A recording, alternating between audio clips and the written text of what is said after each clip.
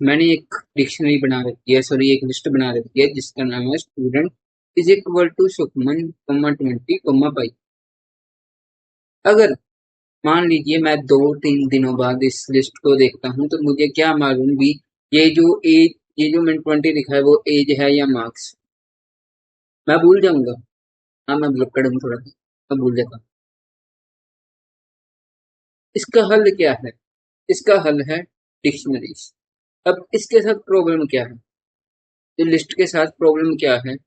जिसके साथ एक तो प्रॉब्लम है कि इंडेक्स याद रखना पड़ेगा हमें, 0 1 2 को कौन सा नंबर हमने लगाया है और हमें उससे जाके अपनी वैल्यू निकालनी पड़ेगी। दूसरे नंबर पे डाटा कंफ्यूजिंग हो जाता है। अभी आपको कंफ्यूजन की एग्जाम्पल दी है और हम सोचते रहते हैं भाई यार ये क्या हो गया, मैंने यार स्टूडेंट का नाम निकालना है या फिर स्टूडेंट की एज निकालनी है या स्टूडेंट का रोल नंबर निकालना है, पर निकल नहीं रहा। वो क्यों नहीं निकल रहा? क्योंकि मैंने उसको लिस्ट में बना रखा है। तो यहाँ पे होती है एंट्री डिक्शनरी की। जब पाइथन डेवलपर्स ने यह चीज देखी कि जब लिस्ट में हमें इंडेक्स देखना पड़ रहा है तो उन्होंने क्या किया, उन्होंने कहा कि नाम से डाटा एक्सेस करवा देते हैं और उन्होंने बना दी डिक्शनरीज। अब डिक्शनरीज क्या है? डिक्शनरीज है की वैल्यू पेयर। की वैल्यू पेयर मीन टू से जो ये नेम है वो की है और जो ये सुखमन है वो वैल्यू है, की और वैल्यू। और इसको हम करली ब्रैकेट्स में लिखते हैं, ऐसे लिखते हैं, देख लीजिए इसका सिंटैक्स। बाकी हम इसके आगे डीपली डिस्कस करेंगे। तो सिंटैक्स क्या है? सिंटैक्स है करली ब्रैकेट्स, ठीक है, और सेमीकोलन। की और वैल्यू को हम सेमीकोलन में लिखेंगे और जो करली ब्रेसिस होंगी या करली ब्रैकेट्स होती हैं उन्हें हम ऊपर लगाएंगे और नीचे लगाएंगे जैसे पीछे लगाए हुए थे। और पाइथन में हर एक ब्रैकेट का अलग अलग फंक्शन होता है, तो आपको ये ब्रैकेट्स याद रखनी पड़ेगी कौन कौन सी ब्रैकेट कहाँ पे यूज होती है। अभी कीज एंड वैल्यूज को देख लेते हैं। कीज एंड वैल्यूज हैं नेम, सुखमन, ठीक है, ये जो नेम है वो की है और जो सुखमन है वो वैल्यू है। हमने एक की साइन किया और उसमें हमने वैल्यू डाल दी है, एज सिंपल। असेसिंग वैल्यू, अब वैल्यू को कैसे हम असेस कर सकते हैं? स्टूडेंट नेम, जैसे हमने स्क्वायर ब्रैकेट्स में इसको लिख दिया और मेरे पास आउटपुट क्या आ गई? सुखमन आ गई। मतलब हमने स्टूडेंट को असेस कर लिया है कि क्या नाम है उसका। लिस्ट बोलता है इंडेक्स याद रखो और डिक्शनरी बोलती है कि मुझे नाम से बुलाओ। हमें नाम ज्यादा इजी है एज कंपेयर टू इंडेक्स याद रखना। अब वैल्यूज को कैसे अपडेट करना है? वैल्यू को अपडेट करना है स्टूडेंट एज, जो भी हमें वैल्यू एज, नेम, जो भी कुछ वैल्यू है हमें, सॉरी जो भी कुछ की है उसको रख देख लेना है और इज इक्वल टू 21 या जो भी है, ठीक है, इसको कर देना है, ठीक है। और पाइथन बोलेगा character development accepted. Mean to say ये जो हमारी स्टूडेंट में जो एज वाली हमारी की है उसमें 21 हो गया, पहले 20 था, अब क्या हो गया है? 21 हो गया है। अब हम उसमें डेटा कैसे ऐड करेंगे नया? तो उसमें यही यही लगाएंगे स्टूडेंट और यहाँ पे मैंने लगा दिया है सिटी, मतलब मैंने सिटी ऐड कर दी है, कौन सी? दिल्ली सिटी, ठीक है।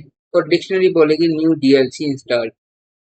अब डेटा को कैसे रिमूव करना है? मान लीजिए मैंने एक स्टूडेंट की डिक्शनरी बना रखी है और उसमें मैंने कोर्स भी लिख रखा है पर मेरे को कोर्स चाहिए नहीं, तो इसीलिए वो बोलेंगे मेमोरी वाइज कंप्लीट और फॉलोअर्स 1000, ठीक है भाई।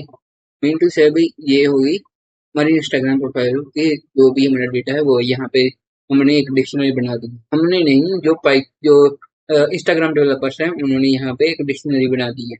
और ऐसे ही हर एक लाखों डिक्शनरीज हैं और वो भी एआई से या फिर कुछ ना कुछ करके उन्होंने डाटा, बिग डेटा कुछ कुछ ना कुछ किया होगा, वो डीएसए में हमें समझेंगे, ठीक है।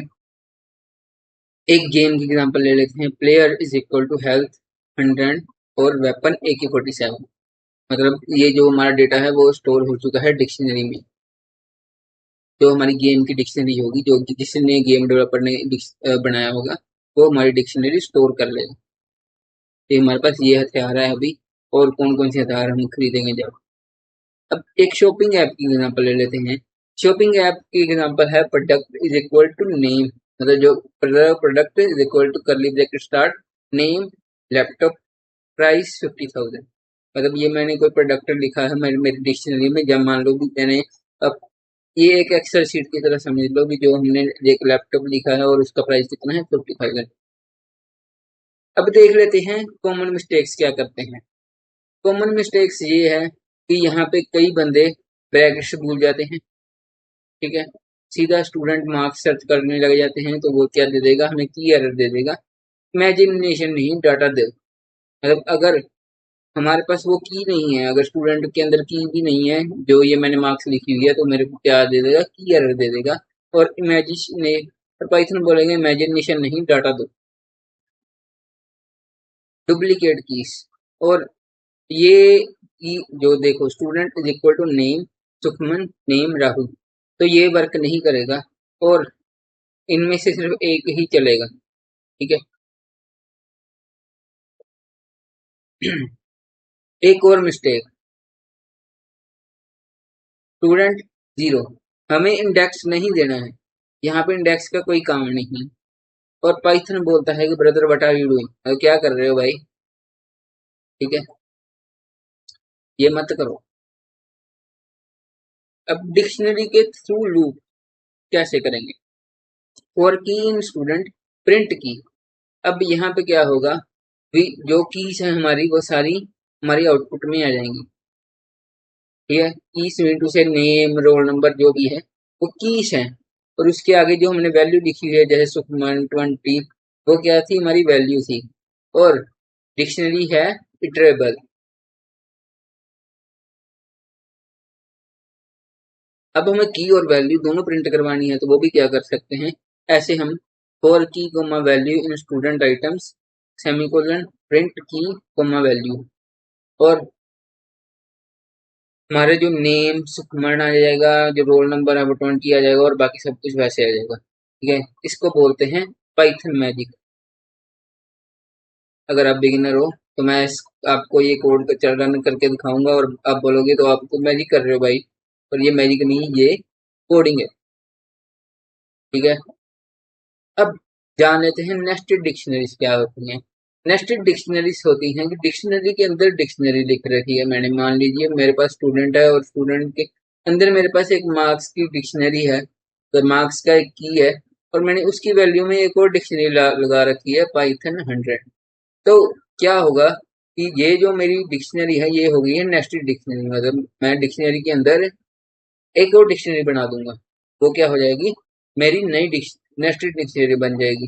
और जो बिगिनर्स होते हैं उनका यहाँ पे हो जाता है ब्रेन डैमेज, पर ये ब्रेन डैमेज नहीं करने का है, ये है, ये सिर्फ एक कोडिंग टैक्टिक्स है, जो अगर आपने समझ ली तो आपके लिए बहुत आसान हो जाएगा।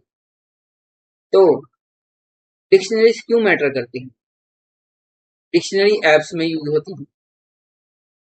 मान लीजिए आपने आपने आपके पास इंस्टाग्राम आईडी है, उसके अंदर इंस्टाग्राम आईडी वो क्या हो गया, हमारा एक वेरिएबल हो गया, मैं आपको समझाने के तौर पे बता रहा हूँ, वो वेरिएबल हो गया। और उसमें जितने फॉलोअर्स हैं, जितनी पोस्ट हैं, जितने हमारी फॉलोइंग है या नॉन फॉलोइंग है, वो क्या हो गई, हमारी की हो गई। और फॉलोअर्स के अंदर कौन कौन है, वो क्या हो गई, हमारी वैल्यू हो गई, ठीक है। तो डिक्शनरी क्यों मैटर करती है, क्योंकि ये एप्स में यूज होती है। एपीएस आपने सुना होगा, गूगल का एपीआई जो कि जेमिनी में यूज होता है, ठीक है, या चैट जीपीटी का एपीआई।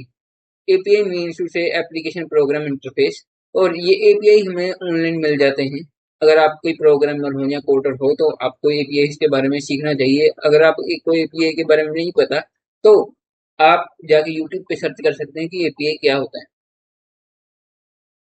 एआई में यूज होता है, इनटू से भी जो हमारा डेटा जिस पे हमारे मॉडल्स ट्रेन होते हैं, चैट जीपीटी के मॉडल्स ट्रेन होते हैं, वो वो डिक्शनरीज में लिखे जाते हैं, वो चीज डिक्शनरी में लिखे जाते हैं, क्योंकि जो क्योंकि ये कंप्यूटर लैंग्वेज है। अगर मैं उसको नॉर्मल इंग्लिश में बोलूंगा तो वो मेरी ट्रेनिंग नहीं समझेगा, बट अगर मैं डिक्शनरीज में बना के उसको डेटा दूंगा मैं वो इजीली समझ जाएगा। गेम्स में मैंने आपको बता दिया कैसे यूज होता है। वेबसाइट में अगर हम कोई अपनी ईमेल लॉगिन कर रहे हैं या कुछ भी कर रहे हैं, तो वो हम डिक्शनरीज में स्टोर हो जाएगा। ठीक है, डाटा बेसिस में मतलब जो भी हमारा डेटा है वो डेटा बेसिस में है। एक तो हमारे फोन में है, एक हमारे डेटाबेस में है। डेटाबेस मतलब हमारे सर्वर्स में है। ठीक है, और वो किस फॉर्मेट में है, वो डिक्शनरीज के फॉर्मेट में है। अगर मैंने अगर कोई अमेरिका गवर्नमेंट या इंडिया गवर्नमेंट मेरा नाम सर्च करना चाहेगी और मेरी एज या मेरा कुछ भी जानना चाहेगी, वो कहाँ से जानेगी? मेरी ऑनलाइन डेटा से। और वो कहाँ, वो किस में स्टोर है? वो डिक्शनरीज में स्टोर है। अब लिस्ट और डिक्शनरी में क्या फर्क है? जो लिस्ट है वो इंडेक्सेस यूज करता है, कंफ्यूजिंग है और पोजीशन बेस्ड है। ठीक है, और जो डिक्शनरी है वो कीज यूज करता है, वो रीडेबल है और नेम बेस्ड है। So dictionary is much more easier than list for any computer language और फॉर अस। ओके, अब हम डिक्शनरी को क्यों यूज करने चाहते हैं, कहाँ यूज करेंगे या क्यों यूज करेंगे? ठीक है, जब डेटा के पास लेबल्स हों, रीडेबिलिटी मैटर करती हो, मतलब आपको वो कोड रीडेबल बनाना होगा, और ऑब्जेक्ट्स को स्टोर करना हो।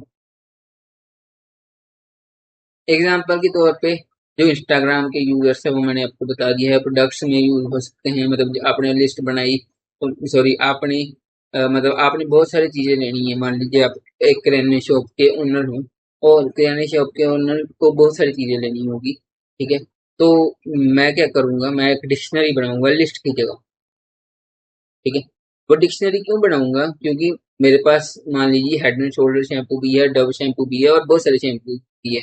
तो मैं क्या करूंगा, शैम्पू के लिस्ट, शैम्पू के लिए उसके अंदर एक वैल्यू की बना दूंगा और शैम्पू को वैल्यू बना दूंगा।